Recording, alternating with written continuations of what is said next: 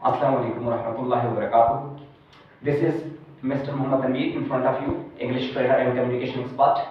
Today I'm talking about the sentences.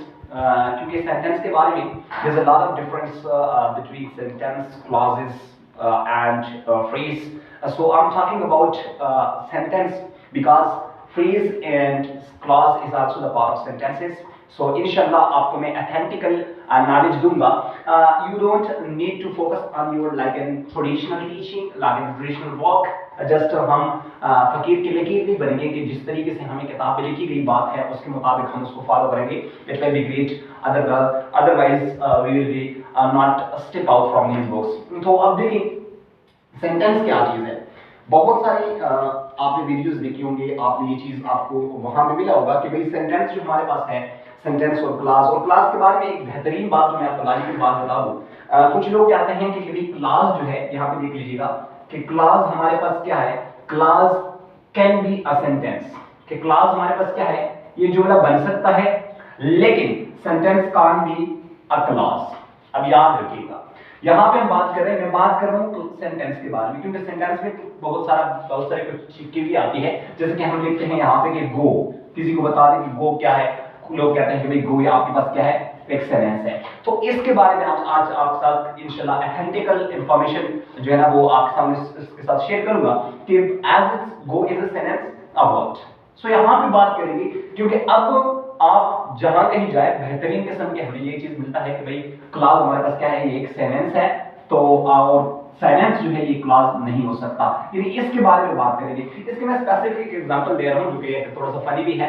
मैं कुछ कहता हूं कि भाई अगर मैं किसी को बता दूं कि भाई मेरा नाम तनवीर है लेकिन तनवीर मेरा नाम नहीं है, तो ये भी कहना बेहतर होगा, क्योंकि according to the trainer, according to the teachers, they can say that class is a sentence, class can be a sentence but sentence can't be a class.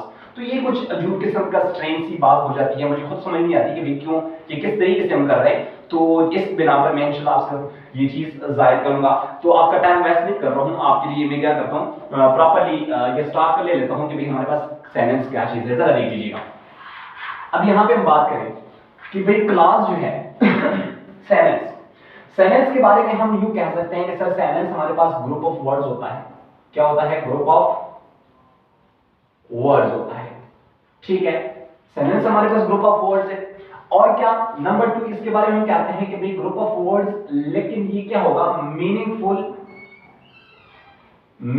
Sound create करेगा, यानी इसकी कंप्लीट मीनिंग भी होगी. और साथ साथ अगर हम बात करें तो नंबर थर्ड चीज क्या है, well arrangement and complete sense भी हमें देगा. ठीक है, सेंटेंस के बारे में हमने ये 3 बातें कर ली है कि भाई सेंटेंस हमारे पास क्या होगा, ग्रुप ऑफ वर्ड्स और साथ साथ meaningful sound and third one is complete sense. ये 3 खासियत जिस चीज में पाई जाती है, ग्रुप ऑफ वर्ड्स में पाई जाती है, तो it means that will be called sentence. How will we define the sentence? Sentence is the combination of words which given a complete sense and meaningful sound is called sentence. तो अब देखिए जो हमने बात की है कि भाई ग्रुप ऑफ वर्ड्स, अगर ग्रुप ऑफ वर्ड्स की बात कर लें तो ग्रुप ऑफ वर्ड्स में आपको क्या चीज नजर आता है, यहां पे आपको ऑलरेडी कुछ स्ट्रक्चर की सेंस बन रहा है, क्योंकि ग्रुप ऑफ वर्ड्स जो होगा तो ग्रुप से के मिलाने से हमें क्या बनेगा, कुछ सेंटेंस बनेगा. तो ग्रुप के मिलाने को हम क्या कहते हैं, स्ट्रक्चर कहते हैं. तो अगर हम बात करें तो स्ट्रक्चर के लिहाज से हम जब बात कर लेते हैं तो यहां पे हमें पता चल जाता है कि भाई असल में सेंटेंस क्या होता है. अब सवाल ये होता है कि भाई ग्रुप यानी एक सेंटेंस का स्ट्रक्चर क्या हो सकता है. जरा देख लीजिएगा, किसी भी सेंटेंस का जो बेसिक स्ट्रक्चर है उसकी बेसिक स्ट्रक्चर हम यूं लिखेंगे कि हमारे पास नंबर 1 एक सब्जेक्ट होना चाहिए, नंबर 2 हमारे पास एक वर्ब होना चाहिए, और नंबर 3 देखें इसको हम अदर वर्ड्स लिखेंगे. यहां पे हम ऑब्जेक्ट नहीं लिख सकते, इसको हम क्या कहेंगे, अदर वर्ड्स कहेंगे. क्यों? क्योंकि subject plus verb plus other words में अगर देखें यहां पे ऑब्जेक्ट आ सकता है, यहां पे एक वर्ब आ सकता है, यहां पे कॉम्प्लीमेंट आ सकता है, यहां पे मॉडिफायर आ सकता है. So the basic structure of the sentence is called subject plus verb plus other words. अब यहां पे जो मैं बात करूं, मैंने बात क्या करनी है, मैंने बात यूं यहां पे हमें समझ लेना है कि भाई क्लास नंबर 2 फ्रेज नंबर 3 आपके पास जो प्रेडिकेट है, क्लास फ्रेज एंड प्रेडिकेट, इसके बारे में हम बात करेंगे. देख लीजिए ये तमाम के तमाम जो है ये किसका है, ये पार्ट ऑफ सेंटेंस में आता है, ये सेंटेंस का हिस्सा है। अब मैं प्रूव करने जा रहा हूं किस तरीके से ये सेंटेंस का हिस्सा है। देखिए ये सेंटेंस नहीं है, ये पार्ट ऑफ सेंटेंस है। आप यूं भी कह सकते हैं कि ये जितनी भी है, ये प्रेडिकेट और क्लॉज जो है या आपके पास जो फ्रेज है, इसको आप क्या कह सकते हैं, इसको आप यूं लिख सकते हैं कि it is a part of sentence. यानी आप यहां पे लिख सकते हैं कि पार्ट्स ऑफ सेंटेंस।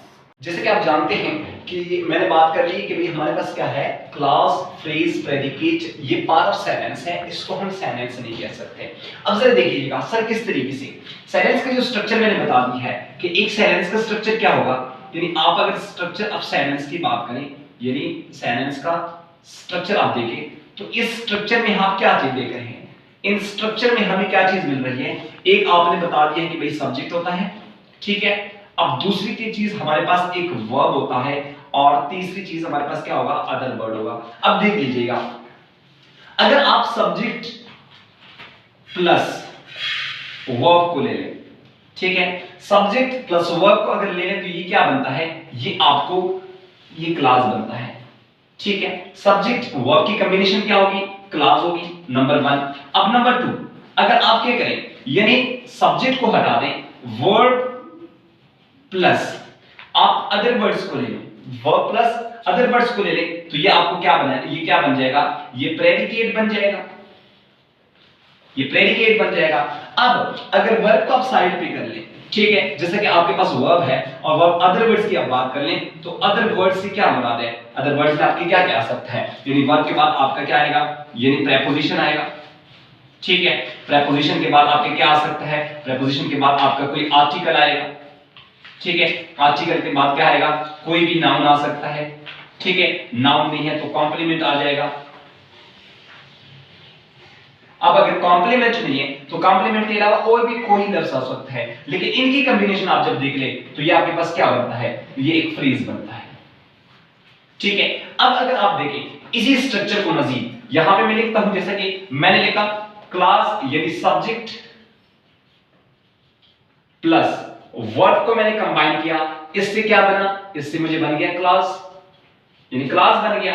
अब जब क्लास बन गया तो इसके साथ मैंने प्लस किया और यहां पे मैंने प्लस लगाया, प्लस मैंने अदर वर्ड्स लिखा, तो अदर वर्ड्स मेरे पास क्या हो गए, अदर वर्ड्स मेरे पास एक फ्रेज बन गया। अब देखिए एक स्ट्रक्चर तो आपके पास यहां पे ये आया।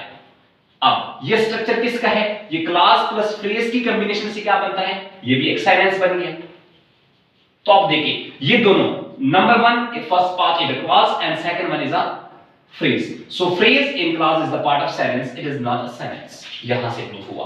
अब दूसरी चीज अगर आप बात कर ले, यहां पे मैंने क्लास को लिखा, ठीक है, क्लास मुझे क्या दे रहा है, क्लास दे रहा है सब्जेक्ट प्लस वर्ब। अब इसके साथ मैंने ऐड किया अदर वर्ड, ये अदर वर्ड मैंने ऐड किया और क्लास को मैंने स्किप किया, सब्जेक्ट को मैंने स्किप किया, सब्जेक्ट को जब मैंने स्किप किया तो ये अदर प्लस यानी वर्ब प्लस अदर वर्ड्स, ये क्या बन गए, ये प्रेडिकेट बन गया।